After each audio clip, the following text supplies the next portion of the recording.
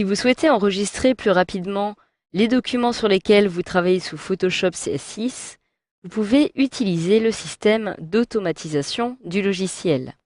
Alors celui-ci va en fait vous permettre de réaliser une sauvegarde de vos documents par script, ce qui peut aussi s'avérer très utile si vous souhaitez à la fois appliquer un même effet sur vos documents et les sauvegarder par la suite. Donc, comme vous pouvez le voir ici, j'ai différentes images qui sont actuellement ouvertes dans mon logiciel Photoshop CS6. Je les retrouve ici. Chacune apparaît ici dans les différents onglets. Et je souhaiterais dans un premier temps appliquer un effet sépia à toutes ces photographies. Par la suite, je souhaiterais aussi que celles-ci soient sauvegardées directement sur le disque dur de mon ordinateur. Donc pour accéder à la fonctionnalité des scripts proposée par le logiciel Photoshop CS6, il vous suffit tout simplement de vous rendre dans le menu Fichier. Vous pouvez ici réaliser des sauvegardes normales avec enregistrer ou encore enregistrer sous. Et si je continue de me déplacer vers le bas, je vais retrouver ici la rubrique Script qui va me permettre d'atteindre le processeur d'image. Donc si je clique directement ici, j'ai cette petite fenêtre qui apparaît, qui va me permettre de réaliser différentes modifications des différents paramètres qui apparaissent ici, à commencer par la sélection des images à traiter. Donc j'ai ici la possibilité d'utiliser les images qui sont actuellement ouvertes dans mon logiciel, d'inclure les sous-dossiers s'il y en a, ou alors je peux sélectionner moi-même un dossier en cliquant ici et en le sélectionnant directement dans l'arborescence de mon ordinateur. Donc ce n'est pas le cas, puisque je souhaite utiliser les images qui sont actuellement ouvertes, je clique alors sur Annuler.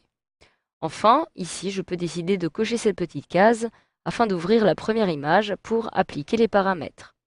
Je vais, dans un premier temps, cocher cette case pour utiliser les 5 images qui sont présentes ici. En dessous, je peux maintenant sélectionner l'emplacement où je souhaite que mes images, une fois traitées, donc une fois l'effet sépia que je souhaite leur appliquer, soient sauvegardées.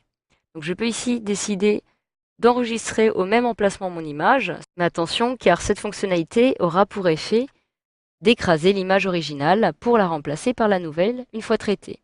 Vous pouvez ici décider de conserver la structure des dossiers en cochant cette petite case. Ou alors vous pouvez vous-même sélectionner un dossier ailleurs. Je clique alors par exemple sur sélectionner un dossier. Je retrouve ici mon bureau, donc l'arborescence de mon ordinateur, et je souhaiterais créer un nouveau dossier à l'intérieur. Je clique alors sur créer un nouveau dossier. Je vais l'intituler script. Je saisis l'aide de mon clavier et je clique maintenant sur OK. Donc toutes les nouvelles images que je vais modifier afin de leur appliquer un effet sépia vont automatiquement être enregistrées tout en même temps dans ce dossier. Donc cela va m'éviter justement de les enregistrer une par une après leur avoir appliqué mon effet sépia. Enfin, en dessous, je peux maintenant choisir le type de fichier sous lesquels je souhaite justement réaliser la sauvegarde de mes images. Donc j'ai en fait 3 possibilités. Je peux décider de réaliser une sauvegarde en format JPEG, en format PSD, ce qui aura pour effet de conserver les calques par exemple, ou alors d'enregistrer en format TIFF. Donc je vais conserver les 2 cases cochées. Dans un premier temps, enregistrer en format JPEG, mais aussi en format PSD, ce qui va me permettre de conserver les modifications de mon document.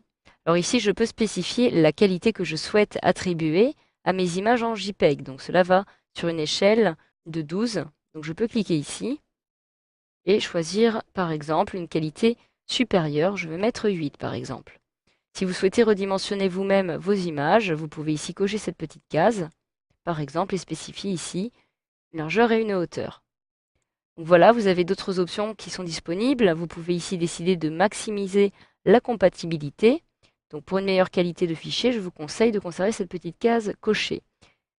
Voilà, donc en dessous, vous passez maintenant à la 4e étape qui va vous permettre d'exécuter le script, par exemple.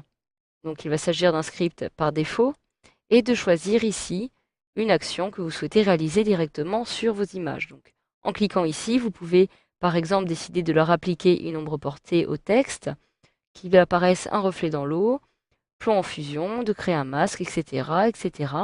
Donc je vais choisir dans cette petite liste virage sépia, ce qui va me permettre donc de créer un calque sur chacune de mes images, d'où justement l'enregistrement en format PSD, ce qui va me permettre d'ajouter un effet un peu ancien à mes photos. Je peux ici saisir un copyright. Donc si je saisis ici, par exemple, je peux saisir Fanny Dubois, et celui-ci apparaîtra automatiquement sur mes photographies. Donc voilà, maintenant que j'ai rempli toutes ces données, il me suffit de cliquer sur exécuter et les scripts vont être automatiquement générés. Je clique alors ici, comme vous pouvez le voir, le script est en train d'être généré. Et une fois que celui-ci est terminé, que les images ne bougent plus, je peux me rendre sur mon bureau en réduisant cette petite fenêtre. Je clique alors ici et je retrouve un dossier intitulé script qui apparaît sur mon bureau. Lorsque je réalise un double clic dessus pour y accéder, je retrouve deux dossiers qui ont été créés. Un dossier intitulé JPEG qui va comporter toutes les images en JPEG, que je retrouve en effet ici, et un autre en PSD. Donc à l'intérieur de chacun de mes documents, je vais retrouver ici le virage sépia qui a été appliqué sur toutes mes images. Maintenant, si je me rends dans les PSD, je vais pouvoir accéder directement à ces fichiers en réalisant double clic dessus. Je clique alors sur oui. Et je retrouve ici mon image. Si je me rends dans les calques, je retrouve l'image originale et la teinte, la saturation et le calque qui ont été attribués pour générer cet effet sépia sur chacune de mes images. Donc voilà, grâce à cette formation, vous savez désormais maintenant comment utiliser les scripts pour réaliser une sauvegarde de vos documents sous Photoshop CS6.